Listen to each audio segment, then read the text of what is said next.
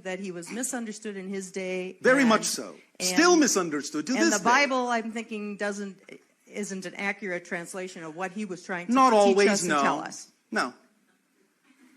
Much of what, in that sense, that individual was teaching is very similar to what you are now understanding in what you call your metaphysical age. The idea is that simply people back then couldn't understand it. But to put it in a more fundamental sense, Yeshua, or as you say, Jesus, really did not intend in any way, shape, or form to create followers. Intended to create leaders, equals. Did not intend to create Christians per se, intended to let you all know you are Christ's. That's the greatest misunderstanding of the information. Does that make sense? Yes. All right. So much of what you're understanding today is the idea that that individual was teaching. Even down to the concept of how powerfully your beliefs create your reality, yes? Yeah. Because did not, in that sense, at least to some degree, the Bible quote him as saying, it is your belief, it is your faith that has made the difference? Yes? And did it not also say that when Yeshua even went back to his hometown, because people there only knew him as a carpenter and did not believe in the things that other people said he could do none of those things in his hometown. And the Bible says so very clearly. You understand? Yes. It's all about the idea of your belief system. It's all about the idea of what you know to be true. It's all about your actions, all about your alignment. This is all that individual was saying, and that's what he meant when he said, I am the way. He meant, be this way. I'm the example. I'm the way. Be like me. The story of Adam, Eve, and Lilith. Yes. I was wondering if maybe you can shed some light on that. And did these people actually exist? Well, in a manner of speaking, yes, although the story, you know, in a sense, has been rendered into something simplified as a tale, as a metaphor. The idea of, in the ancient language of the Anunnaki, that injected their genetics into Homo erectus to create Homo sapien, is that the male version of Homo sapien they created in their language is Adama. The female version is Eva, which you have transliterated into Adam and Eve over time. So the idea is that, of course, there was a first male and a first female, but the idea has been truncated, collapsed, condensed into the metaphorical story that you know in your Bible. Lilith represents again the idea of the continuation of the line of Homo sapien in the genetic alterations by the Anunnaki, and represents kind of the concept of independence, the ultimate independence of the human race, and the balance point that needed to be achieved when it was recognized that Homo sapien had been created, and offered the third alternative. As always, we talk about the idea that there is a trinity in existence, not just a duality. So the concept of Lilith and the feminine principle in balance, the masculine and feminine principle in balance in Lilith, creates the midpoint, the third reality, the balance point in the Trinity between the two dualities of male and female.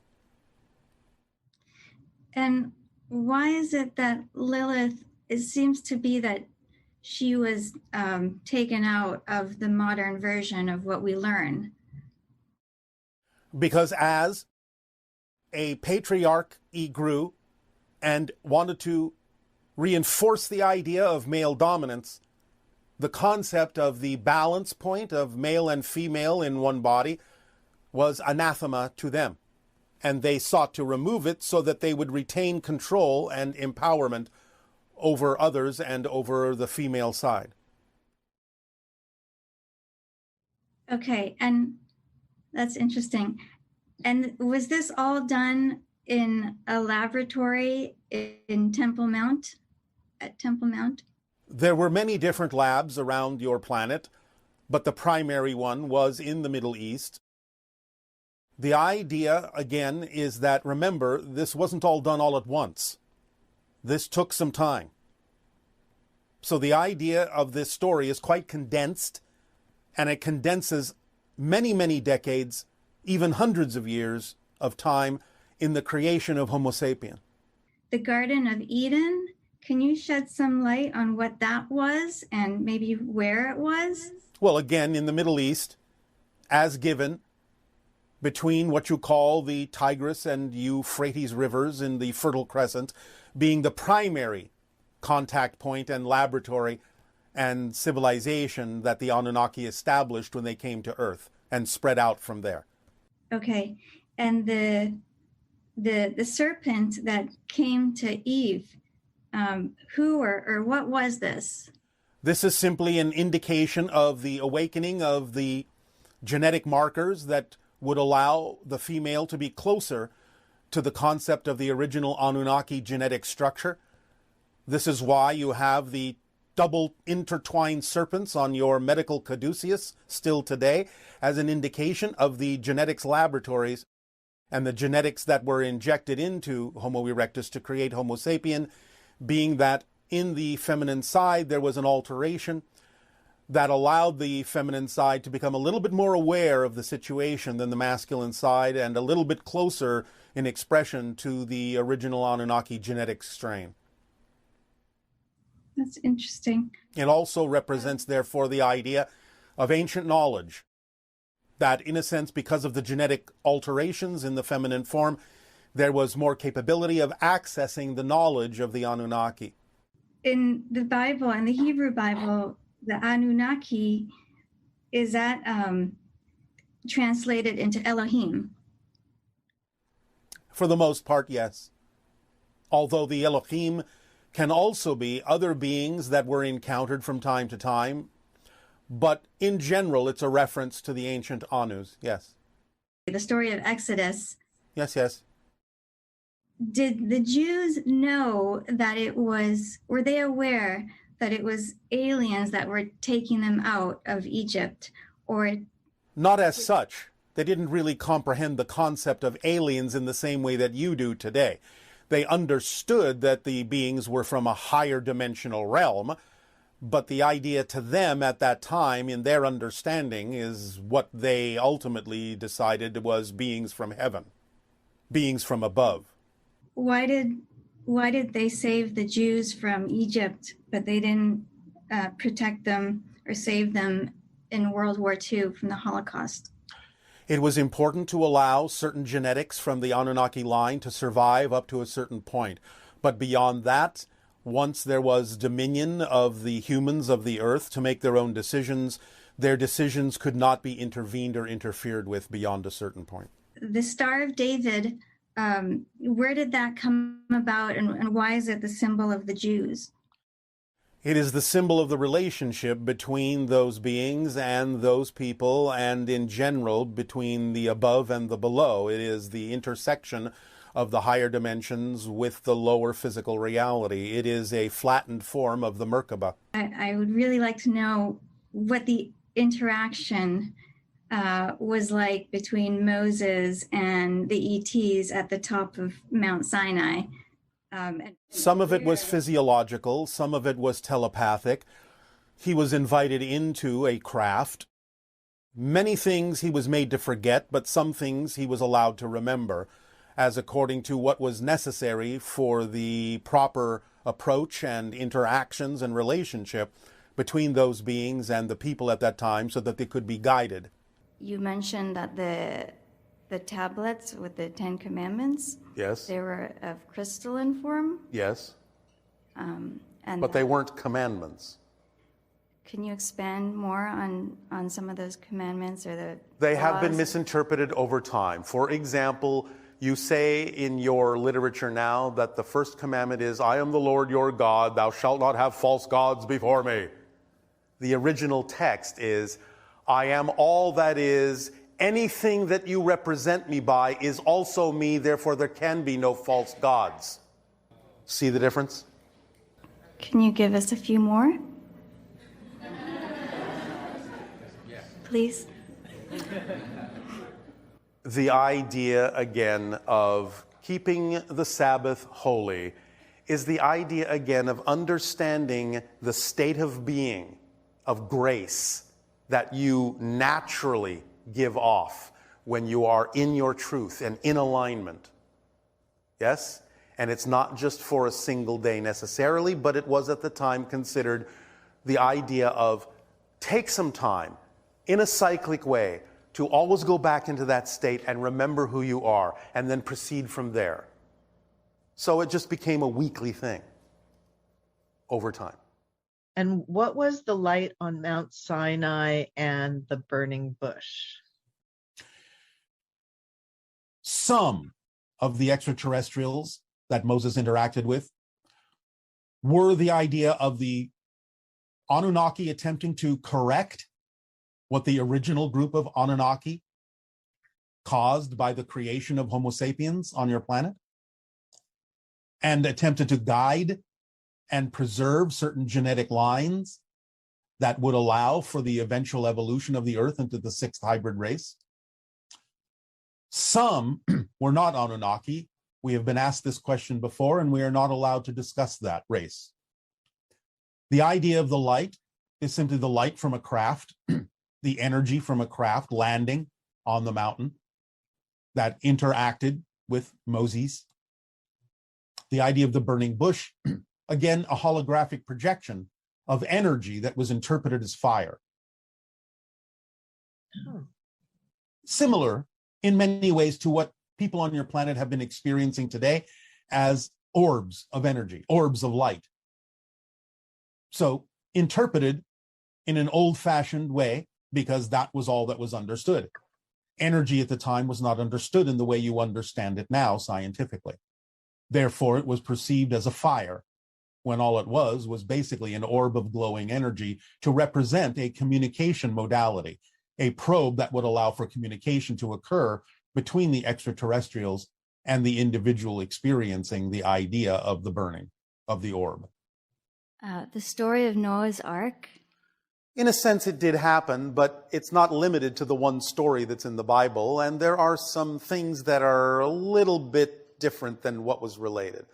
But it basically talks about the flood. It talks about the time when an asteroid struck the Atlantic Ocean, wiped out Atlantis, and caused massive change and tsunamis in different places in North, South, Central America, in Europe, in Africa, in the Mediterranean. Many different people traveled on different kinds of boats and vehicles to save themselves and perpetuate some of their culture. That is the story of Noah's Ark. But if you actually examine many different cultures around your world, you'll find they all have similar stories, except for the South Sea Islanders who live in the Pacific, who didn't experience that because the asteroid fell in the Atlantic. So there are different Noah's Ark stories by different names in various cultures in the North, Central, South Americas, in Europe, in Africa, the Mediterranean, and so on and so forth. They all represent a general reality, a general truth of a massive flood catastrophe from an asteroidal or cometary strike. It's very interesting. Yes, it is.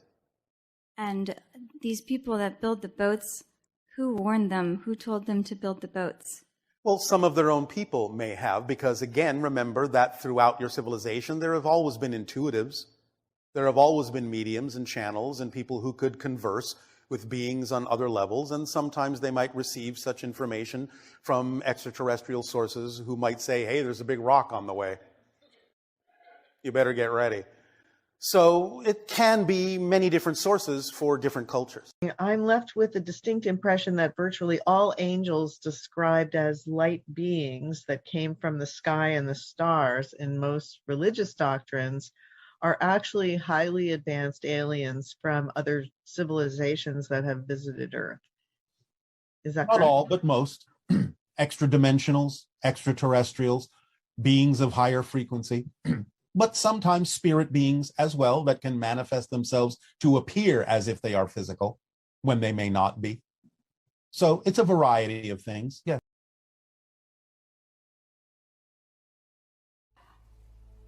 All right, I'll say, let us continue this transmission.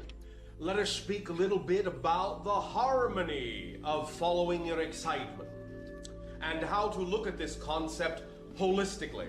Many times when we speak to your human people about following their individual excitement, people ask us a question. They say, Bashar, but if everyone is following their own individual excitement, then won't that conflict with everyone else's excitement? How can everyone do whatever they want all the time and allow everyone else to also do what they want all the time? Wouldn't that create conflict? The simple answer is no. You must understand this concept of following your excitement holistically. If you are being your true self, then you will automatically fit with everyone else who is being their true self. The only time there is conflict, both on an individual and a large scale, is when individuals are resisting being their natural self. If you come from the understanding that creation already works, that all the pieces in creation already fit together, then you will understand the nature of this harmony. Disharmony and friction only come from not being your true self, the self you were originally created to be. Because then you are creating yourself to be a shape that doesn't fit within the original picture of the full idea of creation. But if you are your true natural self, you will automatically fit with all others being their true natural self in all possible ways. The harmony that is generated by everyone following their true excitement is profound. Without trying to figure it out, without planning ahead, everyone just winds up being exactly in the right place at the right time when they need to be. Without having to think about it or force anything to happen artificially, everyone just finds themselves interacting with exactly the right person they need to interact with at every given moment. Because the vibration of your true natural self automatically orchestrates itself with all other true vibrations, making everything dance together smoothly. That is why harmony is actually a great paradox. Because while at first it would seem that the more of an individual you are, the more conflict that would create, just the opposite is actually true. The more of the true individual you become, the more harmonious you will become with all other true individuals. The only time there is conflict with the idea of being an individual is when you individualize yourself in such a way that you separate yourself from the harmony of the whole picture. Not understanding how you are connected to the whole creates isolated, separated, conflicting individual. Understanding how you are connected to the whole by acting in your joy and excitement and being your true self creates harmonious individual. And also, please understand the following idea. Segregation and separation and disconnection, in that sense, creates more and more and more negative energy and more separation. Positive energy, harmony, creates more and more integration. And integration and harmony is geometrically expansive. So as we have recently said, a few harmonious, integrated people will completely balance the idea of many negative, segregated, disconnected people. The energy idea, the energy signature of 1,000 disconnected negative people can be completely balanced and offset by the energy signature of just 10 people acting in harmony. That is why your planet is now accelerating in spiritual ways, because it doesn't require that even half of the planet or even a quarter of the planet be focused on spirituality for your planet to start moving faster toward the age of transformation. You have already long ago passed the critical mass number needed to help your planet continue to accelerate in a positive way until it reaches harmony. And on one level, that is why you understand, even unconsciously, it is safe now to bring all of these negative ideas and conflicts out into the open, because now you know you can transform them and you're no longer in danger of destroying yourself. So each and every one of you each and every single individual willing to live in their true vibration is like adding another 100 individuals to the acceleration of the world. By your year of 2013, every single individual that becomes aligned in their true vibration will be like adding 1,000 individuals in positive energy to the world. By your year of 2020, every single individual willing to transform themselves in positive ways will be like adding 100,000 new positive individuals to the world. By your year of 2025, every single individual willing to become the vibration of their excitement will be like adding 1 million new positive individuals to the world's energy. By your year of 2037, you will have billions of positive individuals working together individually and as one. And that unified energy is what will allow your planet to finally be able to join our association of many different worlds, working in harmony with all of us. So each and every one of you willing to truly relax into your joy and your excitement and be your true self, you add that much more momentum to the world's ability as a whole to become unified and at peace. The more each and every one of you are willing to trust your imagination and create new ideas in the world, new ideas of information, new ideas of communication, new ideas of education, new ideas of business, new ideas of technology, new ideas of power generation, new ideas of social community, new ideas of spiritual expression, a new definition of life on earth for all. The sooner you are each individually willing to take action in these exciting ways, the sooner life on earth will become your dream. And this is why we extend to each and every one of you our deepest appreciation in co-creating these communications with us, because this adds energy to that positive momentum as well. Let us now then continue with a few more questions so that these concepts can be firmly understood and used in your daily lives to expand your reality in a positive way.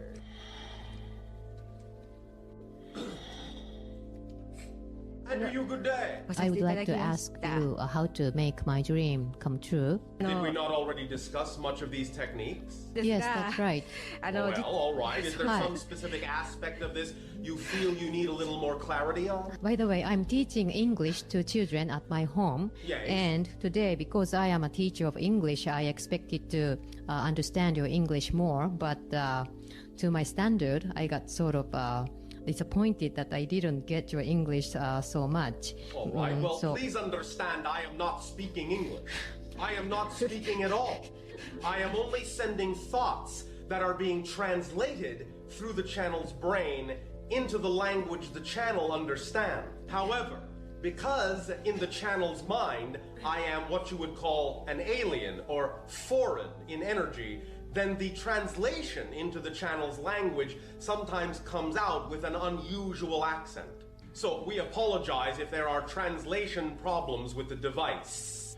We trust that we will be able to assist you in understanding more clearly. So please let us know what you feel you are unclear about. Let me put it aside. English problem, put it aside. All right. I love learning English. Yes. And it's the most exciting thing to me. Oh, all right. Thank Hi. you. So, by the way, I'm mother and wife, and I have roles at home. So it is hard for me to make my own time to study more. And on the book of Bashar, I read the time between 2 o'clock early in the morning to 4 o'clock early in the morning is the most energetic time zone. So I decided myself I have to learn during these hours, and then it's gonna be very efficient for me to learn and memorize things. All right, as long as you do not tire yourself out by getting no sleep at all. That's right. You have to trust your timing more than the idea of having to arrange your time schedule. You look at all the things that excite you the most in order of degree of excitement. Any given day act on the things that excite you the most to whatever degree you can act on them. Take the first thing that excites you the most and do the most with it you are capable of doing within that day. When there is nothing more you can do about that exciting thing, then act on the next most exciting thing you have the ability to actually take some action on. And then after you are done doing that, if there is nothing else you can do on that exciting thing, choose the next most exciting thing you are able to do something about. At the end of the day, if there is no more time for you to act on other things, then that's all you needed to do that day.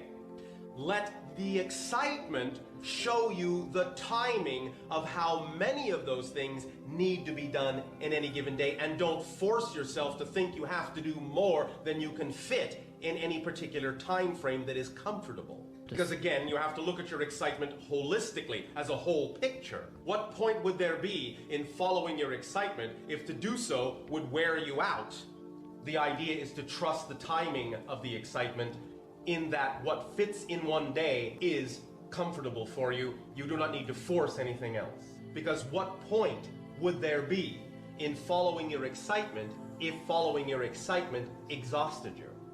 Would there be any point to acting on your excitement if it wore you out, if it tired you out? There would be no point to it. Excitement doesn't come that way. It doesn't come with exhaustion. It comes with rejuvenation, exhilaration. So rather than scheduling your time, trust the timing of exactly how many exciting things you can fit into any given time period. Does that make sense to you? So what you are telling me is I'm not supposed to attach to that particular time zone, like 2 o'clock to 4 o'clock in the morning. I am just saying that that is a very good time when, if you are able to be quiet, you can feel energized and be very creative. But I am saying don't force yourself into that time zone. It should be a matter of easy timing, not I must do this then, I must do this now. Many people on your planet force themselves into artificial schedules that have nothing to do with their natural rhythm. In other words, more people, when they follow a natural rhythm, might automatically find themselves more naturally sleeping during the afternoon and being awake early in the morning. So what we are saying is that when you find your natural rhythm, then everything that really needs to get done in the course of a day will be done in the right timing and at the appropriate time to fit your natural rhythm. Does that make some sense to you? Yes, sorry taking so long, but I would like to ask one more. Sorry taking so much time? Well, again, this is about time. My understanding is if I am living my life with full excitement, Yes. I don't need to sleep so long. Is it correct? That is also true. But again, it's not something you'd have to force yourself to do. You'll just naturally feel awake. You will just sleep when you're tired and you'll be awake when you're not. That's all there is to it. So yes, more and more individuals, as your species evolves, when they follow their highest joy, will generally find they don't sleep as much as they used to. That is generally true. One of the reasons that many people on your planet now must sleep the amount of time that they do is because it is important for them to connect to their dream reality. But when you manifest your dream energy on Earth, when you are living your dream, then you will not need to sleep so much in order to connect to your dream energy because it will be all around you. But while you are following your excitement, if suddenly you simply find that you are tired and it is natural for you to go to sleep, please don't force yourself to stay awake or think that there's something wrong with you.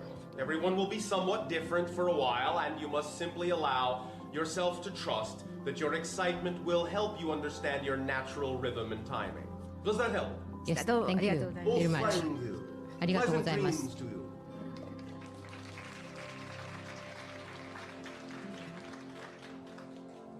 Next question.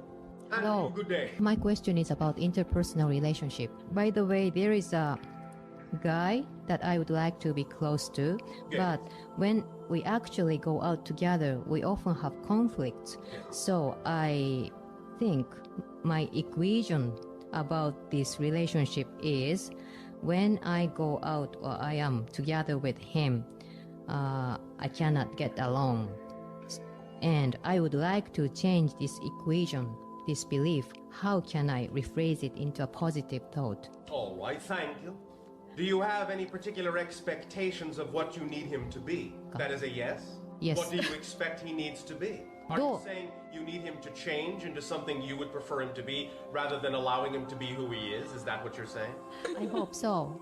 Why do you hope this? For example, I share something with him, expecting him to comfort me, but he, instead of comforting me, scolds me in a way. Yes. So why are you looking for that kind of comfort from him? I should feel comfortable when he comforts me. Why do you need him to comfort you is what I'm asking you. Why are you looking for someone else to comfort you? Are you unable to comfort yourself? Now I know that I wanted somebody to comfort me. Why? Why do they need to comfort you? Why do you need to be comforted? Maybe because I want to believe he's special. No, you want to believe you're special. You want him to prove to you that you're special because you don't believe you are. That's right. Yes. That's right. And so he will get angry with you because all you're actually saying to him is, I am nothing. Please tell me I am something. But I am nothing. But please tell me I am something.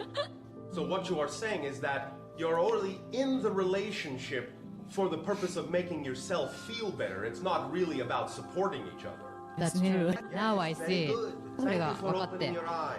Does that help you? た気がします。 Yeah, very much. あり Now が you とう。 can get in touch with that belief and use the techniques to change your belief and understand that relationships are for the purpose of allowing each other to become more of who you really are.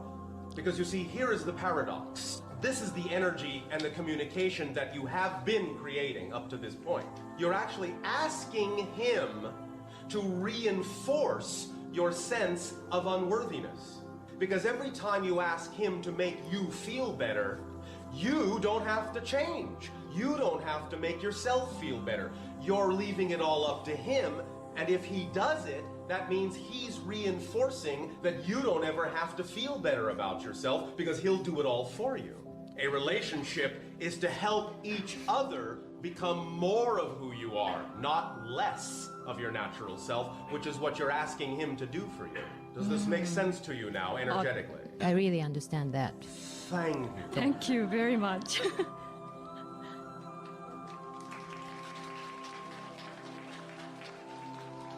Next question.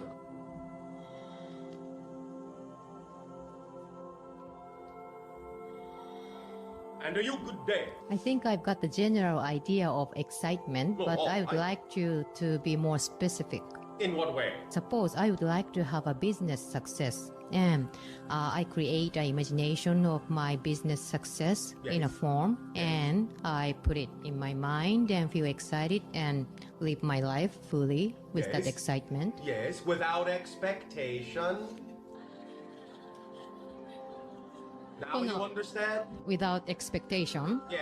Do you see how this changes the way you're asking your questions? You're forgetting a part of the formula. Act on your excitement with integrity and without expectation. So you do not close the doors through which the manifestation of your dream could come from another direction. It's the same idea It's with getting that. clearer and clearer, isn't it? I think I got his point in his case.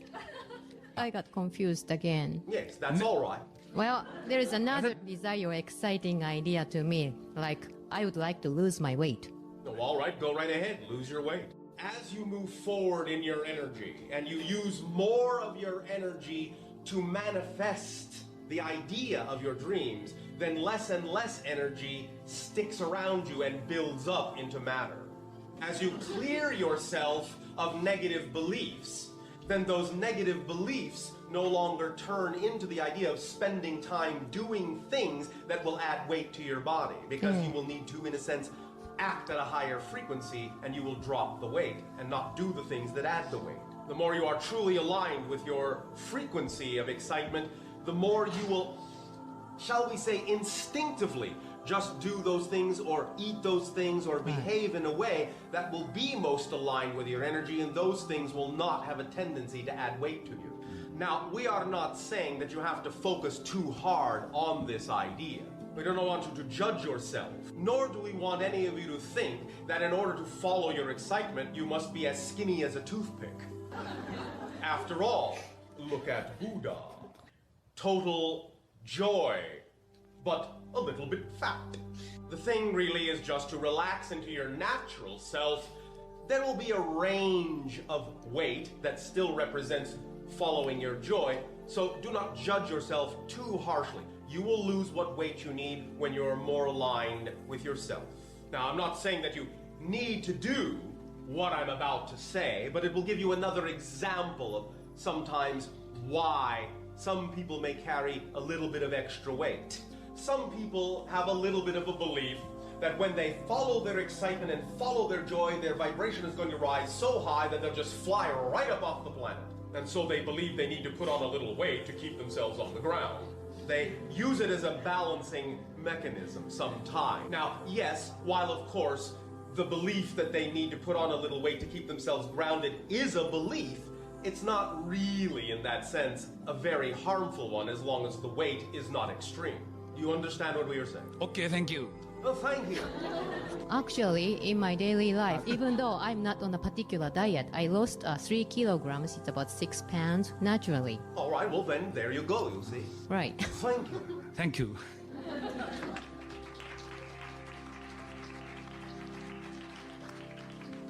Oh, look, he has completely disappeared now. Next. We will begin this communication in the following way. We understand that this day he wishes to speak about the idea of excitement in your 21st century and manifesting your dream. So first, let us discuss briefly why it is so important to talk about the idea of excitement.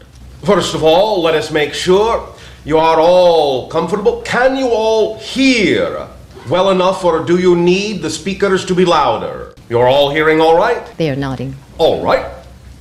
Then let us begin with a reminder for some and new information for others of what is so important about the idea of excitement. Perhaps our definition of excitement will also explain why it is so important. Many people on your planet understand that it is a good thing to be happy, a good thing to be excited. It feels good, but they may not understand exactly how important that experience is. It is important for the following reason. Here is the definition. Excitement is the physical experience of your highest, most true frequency of energy.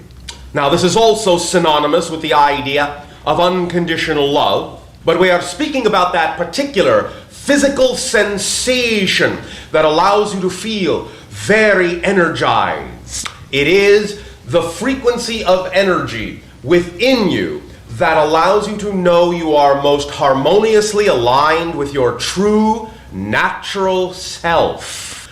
This is why it is so important in realizing your dreams to always follow the path of highest excitement. Many people on your planet wonder, what is my path? What is my purpose in life? And when they talk about this idea of path and purpose, they are usually talking about what kind of thing can I do, or job can I find, or how can I express my path. There are many, many, many different ways that you can, of course, express your path and your purpose in life. But people, of course, on your planet wonder, well, what is the best one for me? What is my destiny? So we would like to remind you at this moment that your path, your purpose, your destiny can actually be expressed in many different ways throughout the course of your entire lifetime.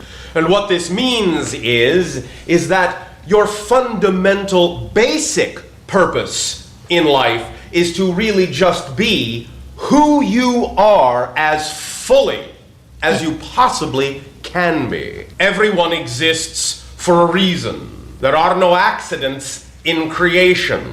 Creation did not make pointless creations that have no purpose. Everything and everyone that exists has a reason for existing and fits in with everything else that exists. But the idea of discovering your purpose and your destiny is really the process of discovering who you are. What is the natural state of your being?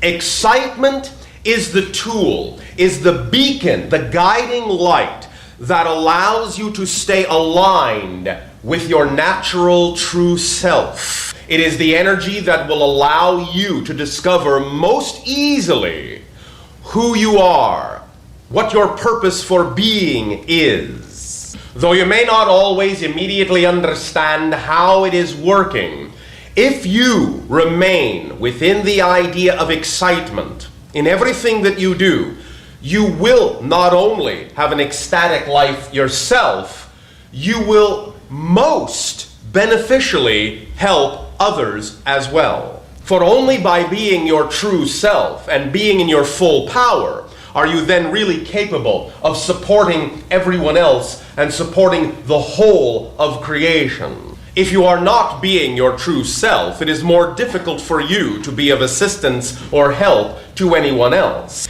Now, of course, fundamentally, you are always being of service to everyone around you, just by being in existence.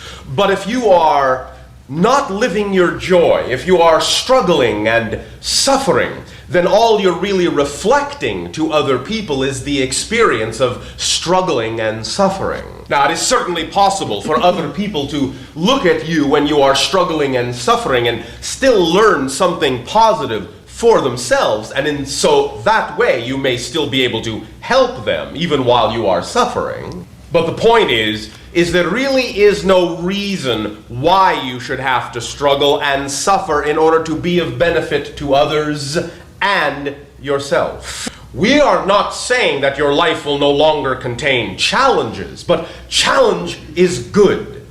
Attracting challenges in your life, puzzles to figure out, will stretch you both in the idea of mind and in the idea of spirit. But you have all arrived at a place now in your history, what you now refer to as the 21st century, where suffering and struggling is no longer necessary for you to learn your lessons in life. You have spent, as a species, thousands and thousands of years feeling like you are in the dark, struggling and suffering and in conflict. But now, at this point in your history, you have experienced and played out almost every possible negative suffering scenario imaginable on your planet. There are almost no more negative scenarios left to experience. Throughout many different lifetimes, you have all lived every kind of negative scenario imaginable. The reason that you are seeing so much accelerated conflict on your planet at this time in certain areas is because you are now attempting to bring all of that up to the surface and get it out of your system. You are doing this now faster and faster and faster, getting it all out in the open so that you can all look at what is going on in the world and finally decide, is this the way we prefer the world to be from this point forward, or do we prefer something different, something harmonious and joyful? So while there are still many people on your planet playing out the last remnants of the idea of negative scenarios, there are also now many, many more people on your planet starting to look around and say, we can do something in a different way, a new way, a joyful and creative way. But because people are coming out of old patterns, old habits, old ideas, sometimes even though they know they want to do something in a new way, they may be puzzled as to exactly how to go about it because it's such a new idea. In fact, the old ideas are sometimes so strong to you that many people on your planet even have difficulty imagining what a life of joy and creativity would really be like.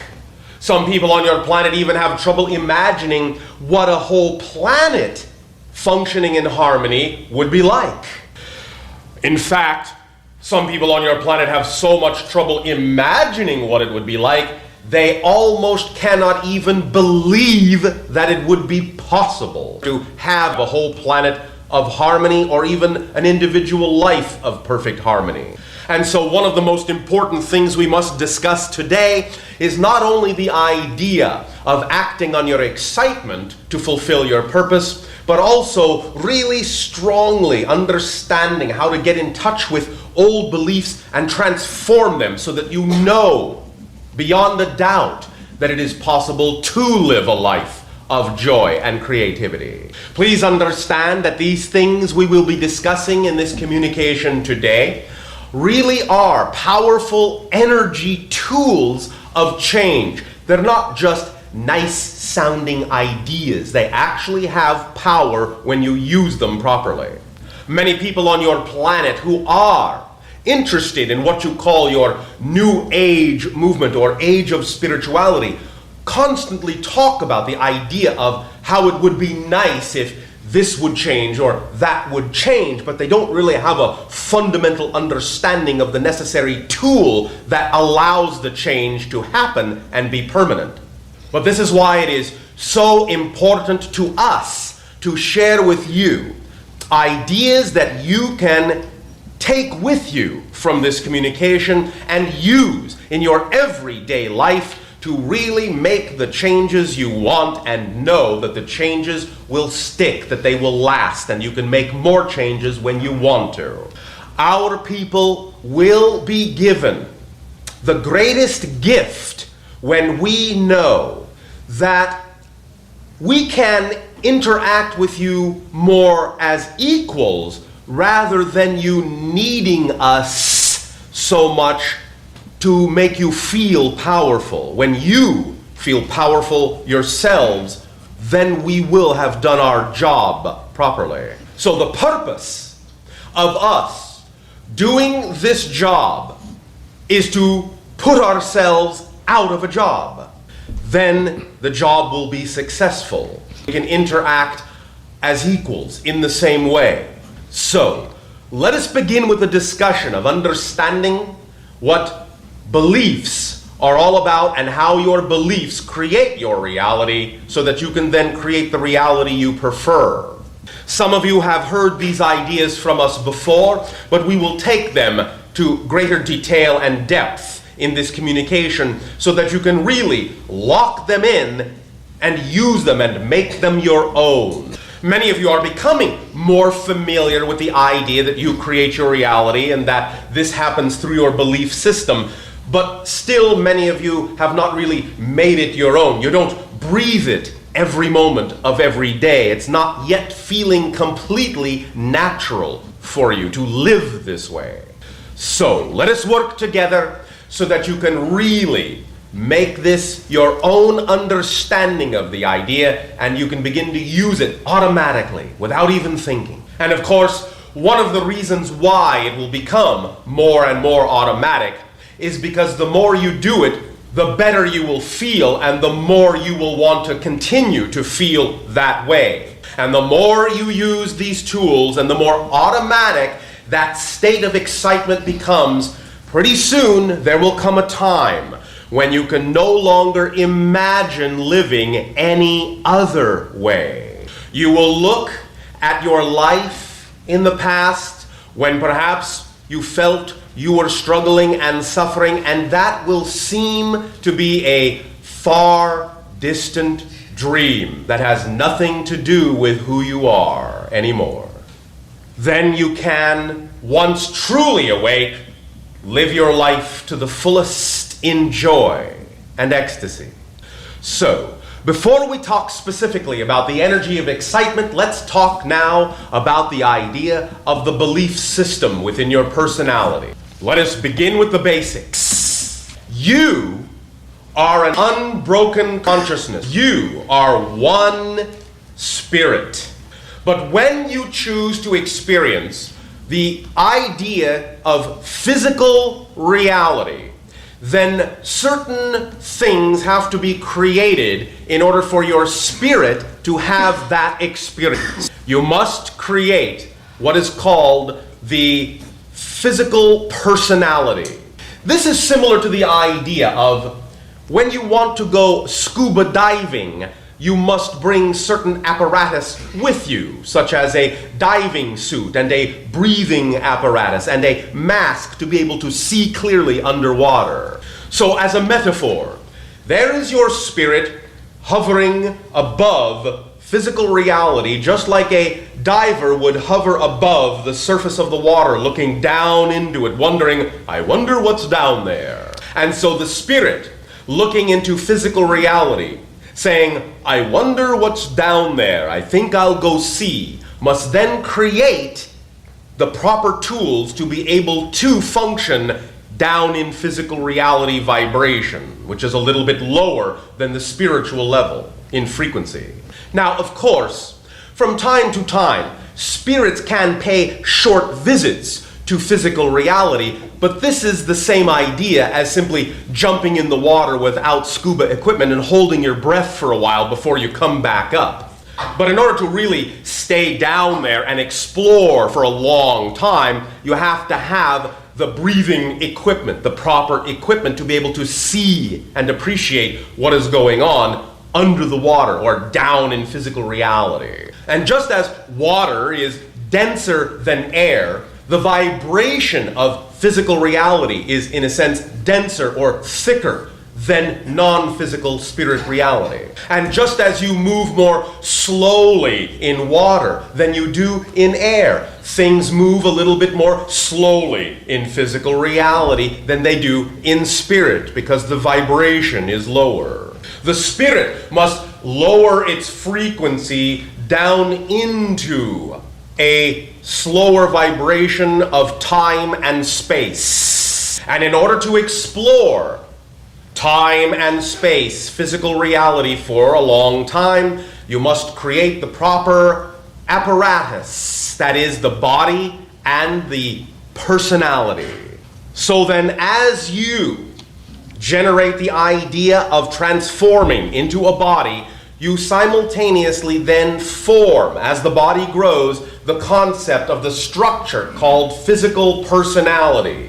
And for the general theme that you know you are choosing to explore in physical reality, you will in a sense then choose generally the people that you will be with, your parents, and the general time of your birth, so that the frequency of physical reality at that moment will in a sense create an imprinting upon the body that generates a specific kind of personality.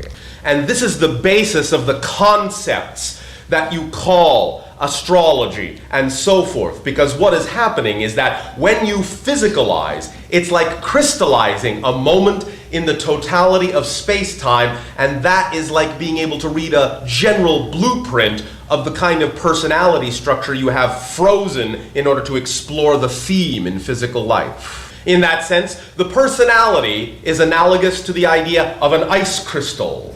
It has a certain kind of beautiful form and structure. It has a pattern that can be understood and appreciated and read. Now, the unique thing about the personality, however, is that while it is, in a sense, frozen in one way, it is very fluid in another way. In order to explore physical reality, you must maintain the basic components of personality, which is thoughts and emotions and beliefs. But because you are never disconnected from the spirit that you have the ability to constantly rearrange the pattern of the ice crystal of your personality, to change the beliefs, the emotions, and the thoughts. So as long as you choose to remain physical, you will maintain the general framework of a personality, but you will constantly change the content of the framework.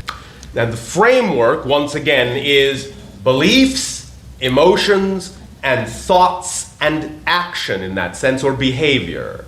The first level of the personality is beliefs. They are definitions that you are taught to believe are true about reality. It is very important how that is phrased. We are not saying that beliefs are true representations of reality. We are simply saying beliefs are what you have been taught to believe are true representations of reality. Without a belief or a definition of reality, you cannot experience physical reality. Conversely, everything that you do experience of physical reality stems from what you believe or define to be most true about physical reality.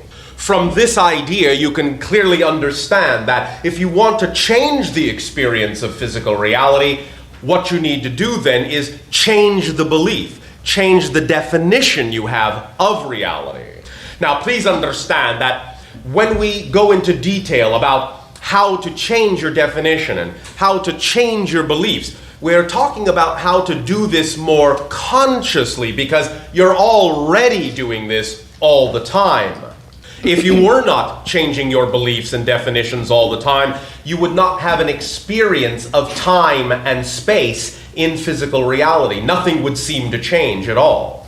So you are really very, very rapidly, on an unconscious level, changing your definition of reality all the time in order to have a sense or an experience of continuity and motion and the change of time.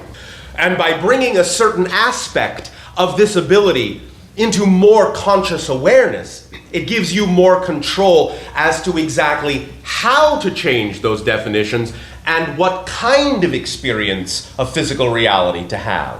We will get to the idea more specifically of how to change definitions and beliefs in a moment. But first, let us go to the next component that creates physical personality, that is emotion. Emotion is literally energy in motion. And all emotions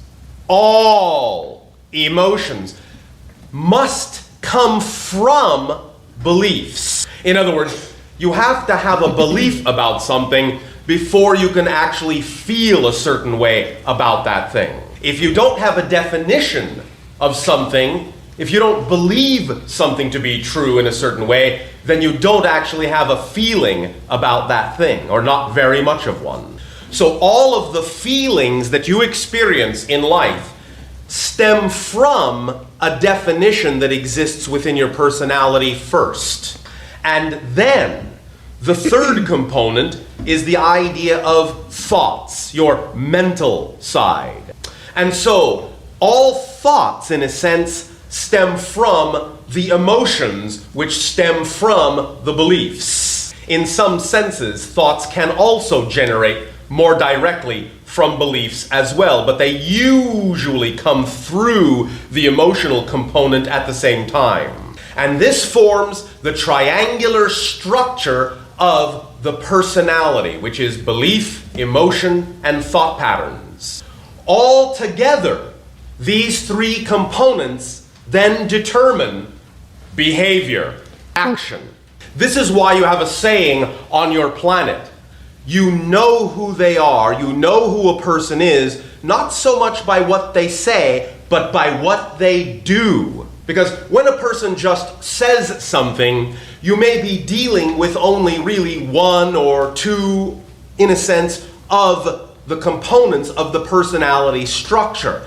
You may be dealing with all three, but not in an active way. But when you see a person's behavior, you can know, without a doubt, that you are seeing the result of the activation, the engagement of all three personality components fully engaged, fully active. And then you can tell from your own behavior, your own actions, or someone else's behavior, someone else's actions, as to whether or not there is any imbalance or negativity in any of the three components of their personality.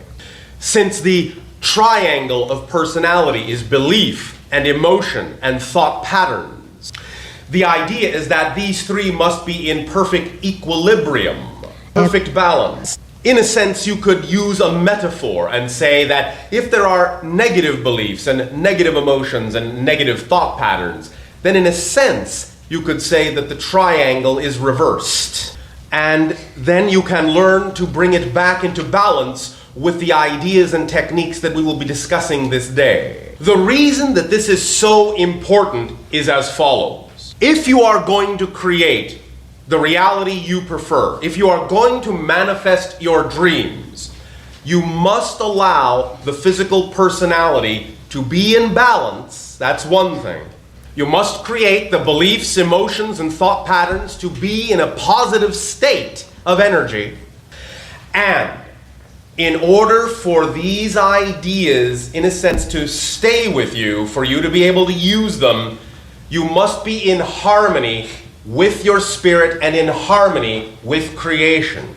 What this means in simple language is you must be willing and able to love yourselves fully, unconditionally, and accept the unconditional love of all that is. Because no matter how many techniques we may teach you or how many tools we may share with you, none of them will really stick very strongly or have a strong effect if you do not harmonize with yourself and creation first by staying within a state of unconditional love. Anytime you move out of that vibration of loving yourself and receiving the love of creation, the tools will be less effective. The techniques may still work a little bit, but they will not be as powerful, they will not be as lasting. The reason that the tools are designed this way, to be more effective when you are in that state, is so the tools will always guide you back to that state where they work best. So all the tools and techniques contain a self-guidance system to bring you back into alignment, or perhaps more specifically, to make you want to go back into alignment so that they will work more powerfully. So the tools, in a sense, are functioning like the scuba diver's mask. When you are out of alignment with your self-love and the love of creation, it's like taking the mask off. Suddenly everything underwater looks murky and fuzzy and indistinct. It's harder to tell what direction you're going in because you cannot see the landmarks under the water as clearly. But when you put the vibration of love back into the equation, it's like putting the mask back on, and suddenly everything is sharp and clear and your path is well defined. Now suddenly it's not just things close up you can see, now you can see the big picture. You can see and appreciate at a distance. So, when you are then using the techniques we are going to share and you find that they are not working so strongly, center yourself, get back into alignment, love yourself, receive the love of the infinite, stay in that space, and they will work just fine. When you stay in that state of love, you have a 100% guarantee from the infinite that these tools will work as advertised. The thing that is beautiful about creation is that guarantee never expires. It is forever. So then, let us go back to the idea of the first component of physical reality, the first component of the personality, the belief system. Once we have then reviewed and understand the techniques for transforming the personality components, we will then step forward toward how to use this with regard to the vibration of excitement. Once we have reviewed the personality, we will move on to the idea of excitement. Of course, excitement will be contained throughout the discussion because it is always very exciting to learn how to use a tool and see a result. So, manifesting your dreams, manifesting your excitement. Belief. Again, belief is a definition. Let's use the analogy of a house. You're going to build a house. That is your physical reality that you prefer. That's your dream. Belief is the blueprint of the house. Emotion, just to move ahead for a moment, are the builders of the house. Thought patterns are the building materials that you are using. So, you can understand that the quality, the precision of the blueprint is important. The quality of the builders is important, and the quality of the building materials is important in order to have a high quality house. So if the blueprint is not well drawn, If the builders are lazy, if the building material is rotting and falling apart, the house will not stand, it will collapse. But if the blueprints are well drawn and the builders are energetic and the building material is first class, the house will be beautiful and stand for a long time. So, again, belief, the definition of reality. This is like an equation, like a mathematical equation. This equals that.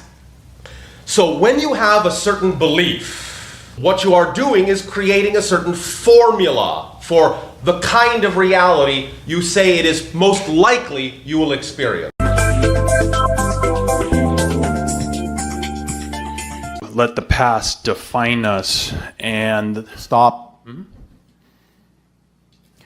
Would you like to change that? We choose Thank you. to let the past define us. Thank you. And we choose to let the future steer and guide us. Yes. Can you go into a little more detail on some of the mechanics at work here that have us get stuck in these moments and have us holding on to these beliefs and refusing to let them go? Yes. We have described this before. We will describe it briefly again. The mechanics literally have to do with beliefs that are in what you might call the wrong place. So, in other words, we've described to you the motivational mechanism. Have you heard us talk about this? Yes. Do you not understand it? That's the mechanism that you're asking about. The motivational mechanism. Do you understand it? Do you remember what it is? Can you please expand on it? I will take that then as a no. Sure. The motivational mechanism for all of you is this. This is a given.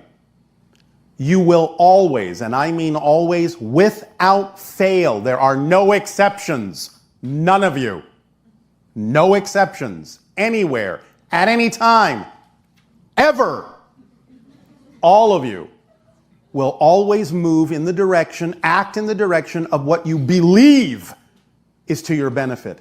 You will always move away from what you believe is not to your benefit. Once you understand that mechanism, then the logical questions follow.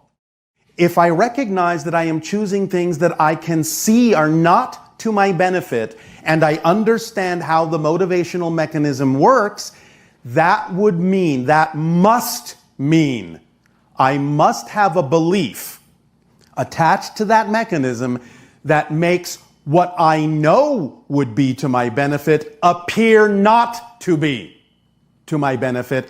I must have a belief attached to it that makes what I know is not to my benefit seem more beneficial than the alternative. That's the mechanism.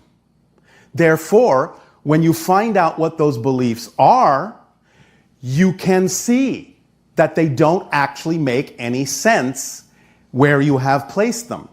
And once they make no sense, they're gone, and you can then recognize that a different belief, a more positive one theoretically, will take its place in the proper order in the motivational mechanism, and there will be no more impediment. You will break through it. That's how it works. So it's about examining the beliefs you have about the past in relation to you, the beliefs you have about the future in relation to you, and finding out which ones don't work for you and creating ones that do, and then letting go of the ones that don't and implementing the ones that do. The motivational mechanism framework doesn't care what you place on it. It will work the same. It will always amplify what you say is to your benefit, always, even if it's not, because you're the one that's placed it in that position in the mechanism, making it seem more beneficial or less beneficial. You have to get the order in the way that works for you. Yes? Right. Is this making sense? Indeed. Is this answering your question? It is, and I'm wondering if there are other, I guess, psychological or energetic components Of course there are. Yeah. But they're still all based on what you believe to be true. Right. That's It the all foundation. comes down to that. All of it. So it doesn't matter in what way you might express it psychologically. It doesn't matter in what way you might have been taught. The idea is you're telling yourself a story about yourself that doesn't work for you. Tell yourself a story that does. If along the way, because of the reflective mirror in the kit of excitement that reveals to you beliefs that don't work for you, which is its job, yes? Yes. So part of your excitement is to find out what is not your excitement. That's part of your excitement. Yes. So you can let it go and add the energy to your excitement. How exciting is that? Very. So when you proceed to the best you can in exploring these things, you will start to construct a different story that makes more sense to you about who you prefer to be in that story. Then you will start living that story and you will experience a different kind of life. You don't have to make it more complicated than that unless you believe you must. But if you're experiencing more complication than that, it's only because you've been taught to believe that you should. Remember, there is no such thing as an inherently difficult circumstance. Only your belief allows you to experience it that way. Everything is neutral, doesn't have built-in meaning. You give it meaning with your definitional belief, and it responds in kind because it doesn't have a choice to do anything else but reflect back what you have put out. That's the law. That's the nature of existence. It's the structure of existence. Physical reality doesn't exist outside you. It exists within you. It's a concept. It's a projection. It's a dream. There's nothing out here. Nothing. There actually is nothing at all. There is no outside, in a sense. It's not when I say there's nothing out here that there is still an out here with nothing in it. There is no out here for anything to be in. There is no out here for nothing to not be in. There is no out there. Out there. So, From within, so without. it's just a reflection. Again, you know that when you look at your reflection in a mirror, you're not really over there. It's just a reflection. Is this helping? Very much. All right. Anything else that you would like some clarification on? Or do you feel that this is actually answering your question sufficiently? It is. And what you've explained about time travel, shifting between realities, Yes. is, and especially with regard to the future, that seems easily understandable, especially with a linear perspective. Yes. What is, I suppose, or could be chosen to be a more challenging understanding is that of how the past is not set and equally malleable. Yes, but that's only because that's what you've been taught to think about the past. Doesn't mean that's the way it is. That's just the way you've been taught to look at it. Right. And one of the most striking examples seems to be that of miracle healing. Yes. So someone has an irreversible ailment, and they come to a point where they experience that healing, and suddenly it vanishes, and they stand up out of the wheelchair or whatever, because they shifted to a reality where it did not exist. Exactly, and that means they are not the same person that had it. They've never had it. It goes that far. Do you understand? It's not that they're the same person and they no longer have it. They are a person who never has had it.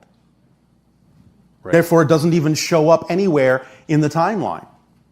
Yes? Now, you can create the continuity if you want as an experience. Oh, yes, I used to have it and now I no longer have it.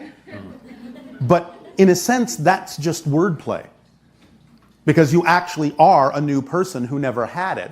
But you're maintaining a sense of continuity that you're the same person who let it go. That's just the way you need to experience it for yourself so that you can gauge that you have changed, that you have grown, that you have made something else happen. That's your way of knowing you've become a new person. You're just using language that makes it seem as if you're the same person when you're not. That's all. Okay. So it's the difference, as we say, between describing an experience and actually describing the mechanism that causes the experience. Big difference. Big difference. That's why many of your definitions are outdated, old-fashioned.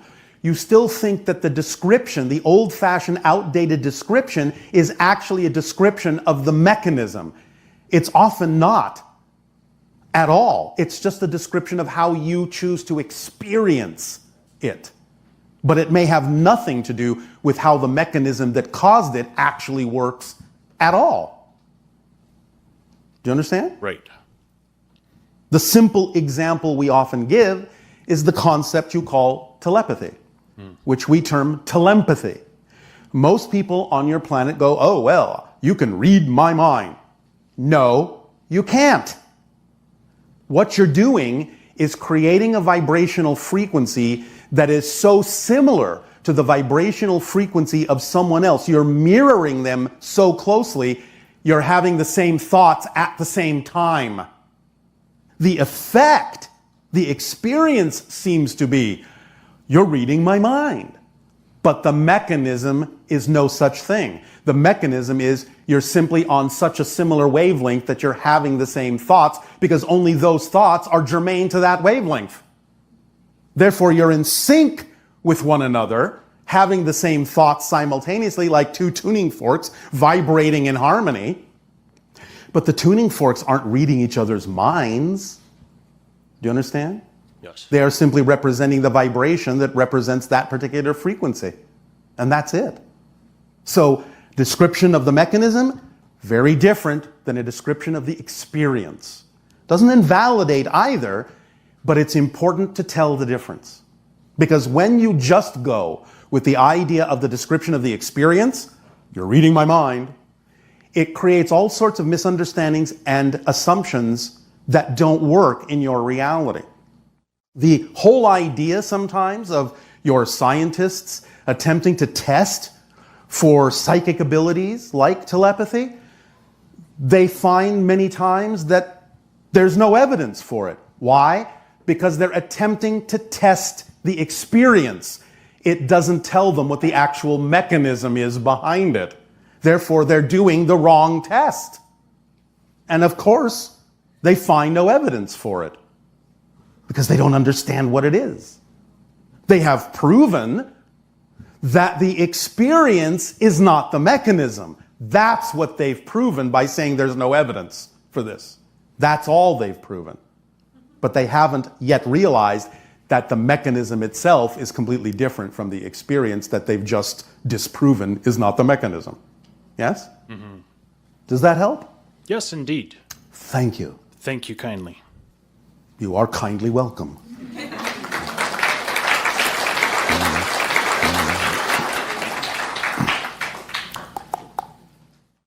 Hi. And you good day. Hi. So I'm new. So you are? What, you were just born? I mean, new to you. Oh, all right. Then we must be new to you. Yeah. What a coincidence. So I hope this question doesn't make you want to energetically smack me. I'm sure it's been asked many times before. Well, if it does, then probably that would be a good thing for you. Okay, maybe. I'm having these high-pitched frequencies that people have heard about on the internet, and I've read about it, but they're not stopping. Yes. And I've been doing a lot more meditation and opening up a lot more to a lot of things spiritually. All right. So they're kind of getting annoying, and I've asked. They're getting in the way? No, they're just like they're there, and they're kind of annoying sometimes. Why are they annoying? What do you think? High-pitched noise in my ears. Yes. So what? What is it preventing you from doing? Nothing. But why are they there, and are they ever going to go away? Yes, when you catch up to the frequency, when you match the frequency. Okay. So why are they there now, and what can I do to catch up faster? Because they are annoying to me a little bit. All right. Do you remember what we just said about the idea of the formula of acting on your passion to the best you can with no insistence, no assumption about the outcome? Yeah. Are you doing that all the time? I am. Are you sure? I mean, I'm acting on it big time. Yeah. I am. I'm starting a whole new company. I'm doing it. But it's work too. So I beg your pardon? there's also work involved. So what? No, I am acting on my passion. I really am. And that's Are when you this all doing it started. in the most exciting way you could be doing it? That means no, because you hesitated. You see, when it's yes, there's no hesitation. So the fact that I asked that question and you hesitated means no. So what could you be doing, or what way could you be doing it that's more exciting than the way you're doing it? I have to work a part-time job while I'm doing this, and I don't want to, but I have to. Why do you have to? Money. Here it comes. I just have to right now. I have to, Do you understand Just for a that little bit. it's okay if that's true, but do you understand that this is your insistence? It's just part-time, but Here comes the smack. Oh, yeah, okay. That's fine. You're I not told you I'm going to new. get away with this. Okay. Do you understand our definition of abundance? I've heard it. You can... Would you like to hear it again? Yes, please. Are you paying attention? I am. Are you sure? Yes. All right. Abundance is the ability to do what you need to do when you need to do it. Abundance can come in many forms. We understand on your planet, money is one of the symbols of abundance. Symbol of abundance. It's not abundance, it's a symbol of abundance. There are other symbols of abundance, other forms. Being given a gift freely is a form of abundance. Synchronicity is a form of abundance because it brings you what you need in perfect timing. When you relax your insistence that it should only come in one form because you, with your physical mind, have determined that that's the only way it will work for you in your life, you are closing the doors to the other ways abundance could come that might actually be a path of least resistance, might actually be more capable of supporting you than insisting on that symbol having to be there in a certain way, in a certain amount, at a certain time. You are putting so many restrictions and constrictions on the flow of energy through you that it's no wonder and no surprise that those constrictions are causing the energy to create a frequency of resistance that you're hearing in your head. You're constricting your own flow. Too much. Now I understand you have the beliefs that say, I have to do this, I have to do that, and that's fine. I am not saying that you should not honor your belief. What I am saying is, recognize that it's only because of your belief that you experience the need to have to do it. And the more you are capable of taking whatever time you can take, you are willing to take, you feel comfortable taking, to act on your excitement, will allow, over whatever time you're comfortable for it to take, will allow your excitement to start proving to you it can support you, it can sustain you, it can propel you, it can expand you. And bit by bit, again, at whatever rate your belief system is comfortable with, you will start letting go of what you now insist you have to do and start doing what you need to do. Remember, it's not about what you want to do. It's about what you need to do. Is this making some sense? Yes. Is this helping? Yes.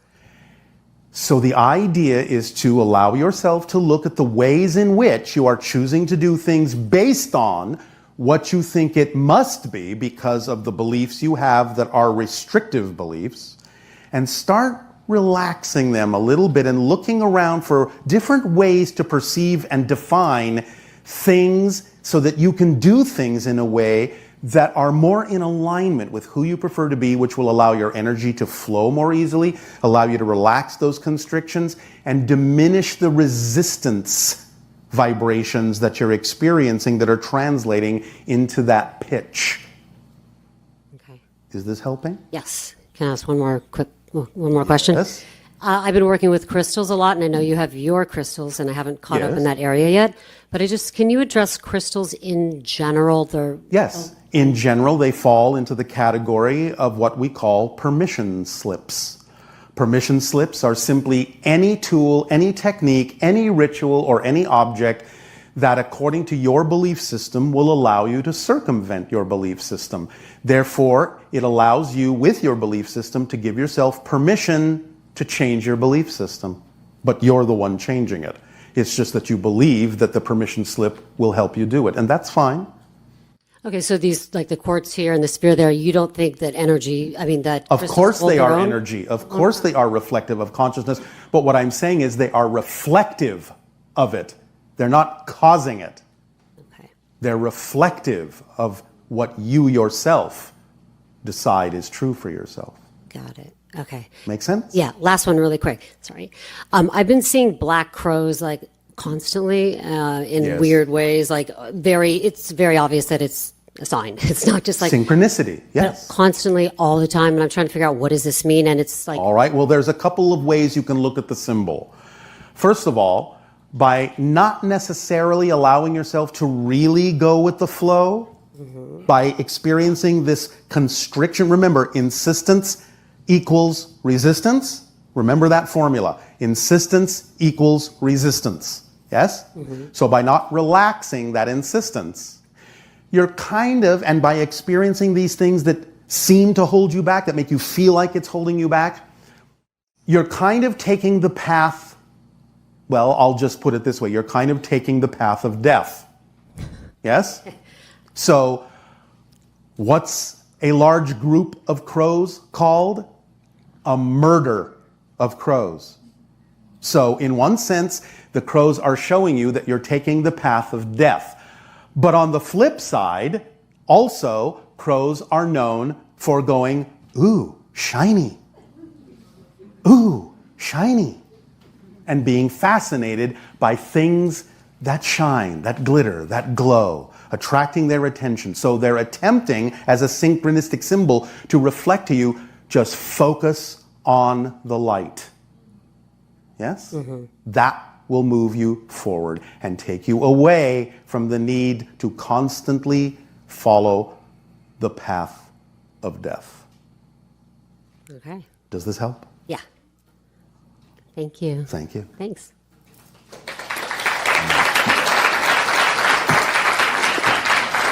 Let's say, for the moment, if you wish to just sort of give a little bit of a fun label to that synchronicity, that the primary crow that you can relate to as a symbol that represents all of that, you can give that crow a name.